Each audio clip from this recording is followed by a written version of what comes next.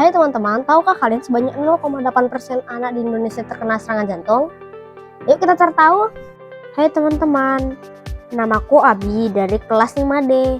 Jadi sebelum kita mengetahui lebih lanjut tentang serangan jantung, yuk kita pahami dulu apa fungsi jantung dan apa tempat terjadinya. Nah, jadi ini adalah jantung. Dan di sebelahnya itu adalah arteri koroner, peredaran darah yang paling penting di tubuh kita. Karena peredaran darah ini membawa darah menuju jantung. Lalu jantung akan memompa darah-darah yang sudah membawa oksigen tersebut ke seluruh tubuh, terutama ke bagian pencernaan. Oksigen tersebut sangat dibutuhkan dalam proses pencernaan karena oksigen tersebut akan membantu dalam proses pengambilan nutrisi dan gizi dari makanan-makanan yang kita makan. Terutama proses ini sangat dibutuhkan bagi anak-anak muda seperti kita, karena makanan-makanan tersebut akan membantu kita tumbuh lebih sehat dan lebih kuat.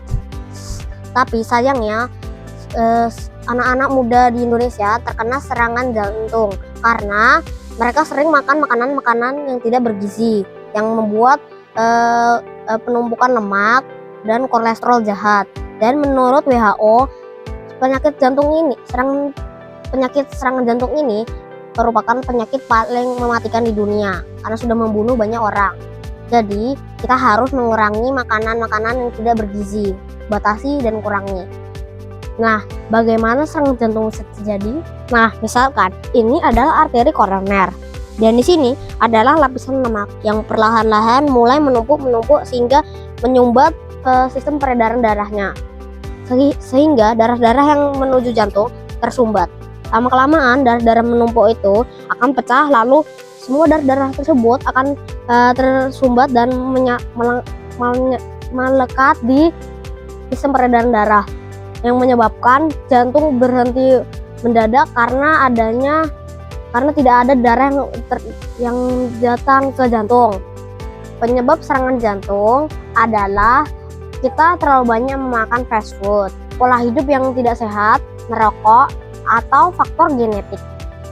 Dampaknya pada kita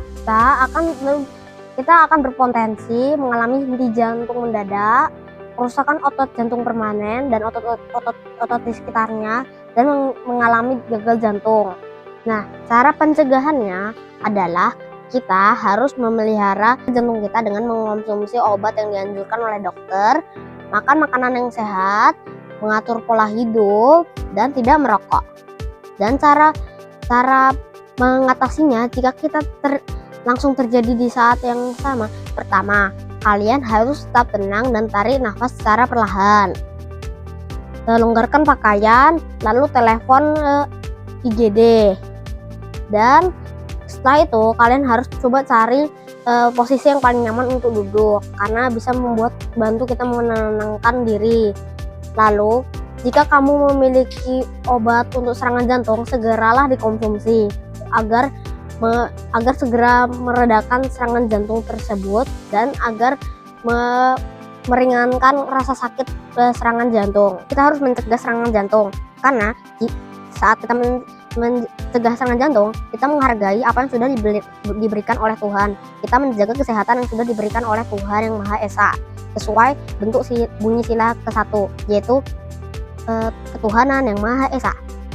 Cara pengobatan serangan jantung dalam jangka waktu panjang adalah tetap menjaga pola makan yang sehat, berhenti merokok untuk selamanya, mengikuti program rehabilitas, mengonsumsi obat-obat yang dianjurkan oleh dokter, dan mengelola stres dapat membantu kita agar serangan jantung tidak terulang lagi.